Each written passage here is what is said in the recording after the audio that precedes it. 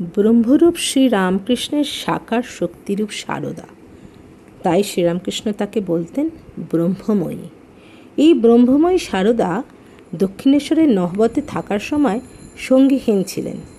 নহবতবাসিনী সারদা শ্রীরামকৃষ্ণের কাছে চেয়েছিলেন একজন শুদ্ধ সত্য আধারের সাধন সঙ্গিনী। শ্রীরামকৃষ্ণ তার এই আবেদন মঞ্জুর করেছিলেন। সারদা দেবীকে দিয়েছিলেন সঙ্গিনী। একদিন দক্ষিণেশ্বরের নহবতে যেখানে সারদামণি নিত্য সেবারতা, সেখানে গিয়ে ঠাকুর বললেন, ওগো ব্রহ্মময়ী, একজন সঙ্গিনী চেয়েছিলে, এই নাও তোমার সেই সঙ্গিনী। সেই সাধন সঙ্গিনীটি হলেন সন্ন্যাসিনী গৌরীপুরী। তিনি ভগবান শ্রীরামকৃষ্ণের সন্ন্যাস দীক্ষিতা সন্তান, আবার শ্রী শ্রী সারদা মায়ের সন্তান তুল্য। শ্রী শ্রী মায়ের সেবিকাও তিনি। মা তাকে গৌরীদাসী বলেই ডাকতেন। ঠাকুরও তাকে স্নেহ করতেন।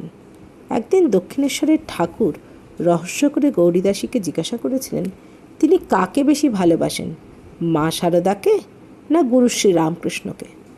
যদিও শ্রীশ্রীমা সারদা সম্পর্কে তার গুরুভগ্নী, আবার একাধারে তিনি তার জননীয়।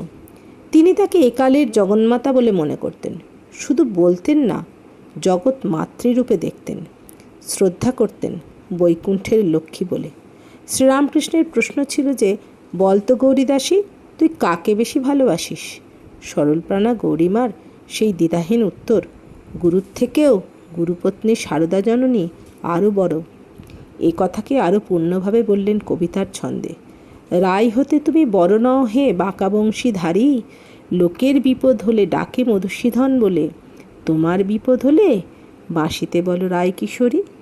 এভাবে ছন্দের মাধ্যমে গৌরীমা বুঝিয়ে দিয়েছিলেন যে ব্রহ্মের থেকে শক্তি বড়, ভগবানের থেকে ভগবতী বড়।